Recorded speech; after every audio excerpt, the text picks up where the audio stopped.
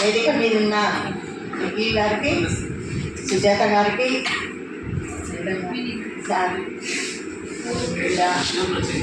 శంకర్ గారికి, ఈ round table సమావేశానికి వచ్చిన మీ అందరికీ కూడా వ్యవసాయ కార్మిక సంఘం రాష్ట్ర కమిటీ తరఫున నమస్కారాలు తెలియజేస్తున్నాం. మా సంఘం వ్యవసాయ కార్మిక సంఘం అంటే మొత్తం వ్యవసాయ కూలీల సమస్యల మీదనే మాది నిరంతరం పోరాటం, సమస్యల పరిష్కారం కోసం ఉంటుంది. ముఖ్యంగా ఈ ఉపాధి హామీ చట్టం మీద ఈరోజు మనం రౌండ్ టేబుల్ సమావేశం పెట్టిన కాబట్టి, అయితే కేంద్ర ప్రభుత్వము ఈ ఉపాధి హామీ చట్టాన్ని నిర్వీర్యం చేయడానికి కొత్త చట్టాలు తీసుకురావటం, డోన్ కెమెరాలు తీసుకురావటం, రెండోది వాళ్ళు 2 పూటలు తీయాలి, 2 సార్లు పూటలు తీస్తేనే మీరు పనిలో ఉన్నట్టు.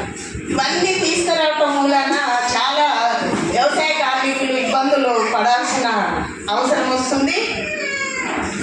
రెండోది, ఆ ఇంట్లో 4 ఉంటే ఒకటే జాబ్ కాటుంది. ఆ 4కి 100 రోజుల పని అనేది అక్కడ ఉంటుంది అని చట్టంలో. ఆ 4కి మనిషికి 25 రోజులు మాత్రమే పనులు దొరుకుతున్నాయి. రెండోది, వ్యవసాయంలో అన్ని యంత్రాలు వచ్చినాక వ్యవసాయంలో పనులు తగ్గినాయి. మరి కనీసం ఉపాధి హామీ పని అయినా ఈ 100 రోజులు మనిషికి 100 రోజులు వస్తుందంటే రావట్లేదు. ఆ 4కి కూడా జాబ్ 100 రోజులు పని అయిపోతే ఆ కుటుంబానికి పని ఇవ్వట్లేదు, మీ టైం అయిపోయింది అనేది పని ఇవ్వట్లేదు. ఎందుకంటే ఈ ఉపాధి హామీ పనిలో చేసేవాళ్ళు చాలామంది సెంటు భూమి లేని వాళ్ళు, అంటే రెంటల మీద ఆధారపడి బతికే వాళ్ళు.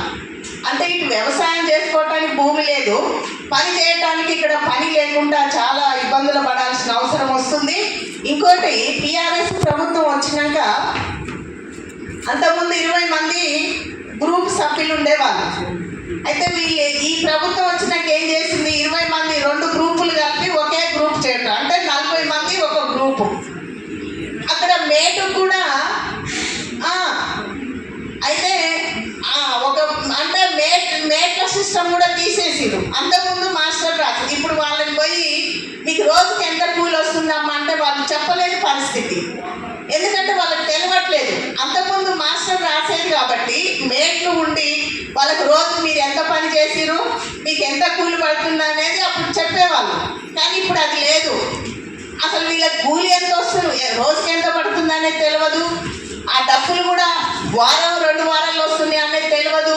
ఆ డబ్బులు కూడా బ్యాంకులు వేసి చాలామంది చదువు రాని వాళ్ళు చాలా ఇబ్బందులు పడుతున్నారు. పోస్ట్ ఆఫీస్ కాడికి పోతే ఇక్కడ లేదమ్మా మీ ఖాతా అక్కడని, బ్యాంకు పోతే ఇక్కడ ఇది వేరే కార్డు ఉందని వాళ్ళని తిప్పటము. రెండోది, ముఖ్యంగా వాళ్ళకు చట్టంలో ఏముంది, రోజుకు 237 రూపాయలు అట్లా పడాలని ఉంది. కానీ ఇప్పుడు వాళ్ళు పని చేస్తే కనీసం అంటే 100 లోపు పడుతుంది, 80-90 పడుతుంది. ఆ డబ్బులు కూడా కనీసం 2 వారాలకు 3 వారాలకు కూడా రావట్లేదు.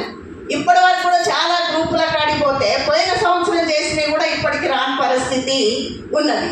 అందుకని వాళ్ళు చాలా